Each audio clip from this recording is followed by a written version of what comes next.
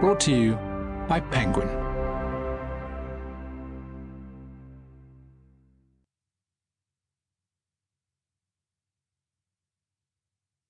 The Second Sleep by Robert Harris. Read by Roy Mcmillan. Until the close of the early modern era, Western Europeans on most evenings experienced two major intervals of sleep. The initial interval of slumber was usually referred to as first sleep. The succeeding interval was called second or morning sleep. Both phases lasted roughly the same length of time, with individuals waking sometime after midnight before returning to rest. A. Roger Ekirk, At Day's Close, A History of Nighttime. It was impossible to dig more than a foot or two deep about the town, fields and gardens without coming upon some tall soldier or other of the Empire, who had lain there in his silent, unobtrusive rest for a space of 1,500 years.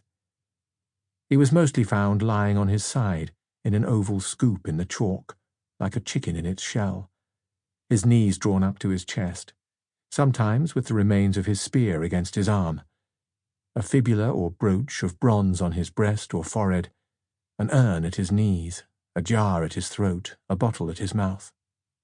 They had lived so long ago. Their time was so unlike the present, their hopes and motives were so widely removed from ours, that between them and the living there seemed to stretch a gulf too wide even for a spirit to pass. Thomas Hardy, the Mayor of Casterbridge. Chapter 1. The Hidden Valley. Late on the afternoon of Tuesday the 9th of April in the year of our risen Lord 1468, a solitary traveller was to be observed picking his way on horseback across the wild moorland of that ancient region of southwestern England known since Saxon times as Wessex. If this young man's expression was troubled, we may grant he had good cause. More than an hour had elapsed since he had last seen a living soul. Soon it would be dusk, and if he was caught out of doors after curfew, he risked a night in jail. He had stopped to ask directions in the market town of Axford, where a group of rough-looking fellows had been drinking outside an inn beneath the painted sign of a swan. After grinning between themselves at the strangeness of his accent, and imitating the refinement of his yeeses and yous, they had assured him that to reach his destination all he needed to do was to ride straight towards the setting sun. But now he was beginning to suspect this might have been another piece of local mischief, for no sooner had he passed the high walls of the town's prison, where 3 executed felons hung rotting from their gibbets, and crossed the river and entered open country, than heavy clouds had blown across the western sky, obliterating the sunset. Behind him, the tall spire of Axford's church had long since submerged below the horizon.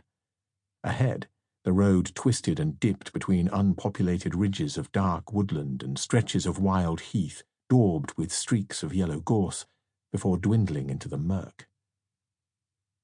Presently, in the way that often in those parts signals a change in the weather, it became very still. All the birds went quiet, even the huge red kites with their incongruous high-pitched cries that had pursued him for miles. Chilly veils of sodden grey mist drifted across the moor and draped themselves around him, and for the first time since he set off early that morning, he felt moved to pray aloud for protection to his name-saint, who had borne the infant Christ on his back across the river. After a while, the road began to ascend a wooded hillside. As it climbed, so it dwindled, until it was little better than a cart track, ridged brown earth covered loosely by stones, shards of soft blue slate and yellow gravel braided by the running rainwater.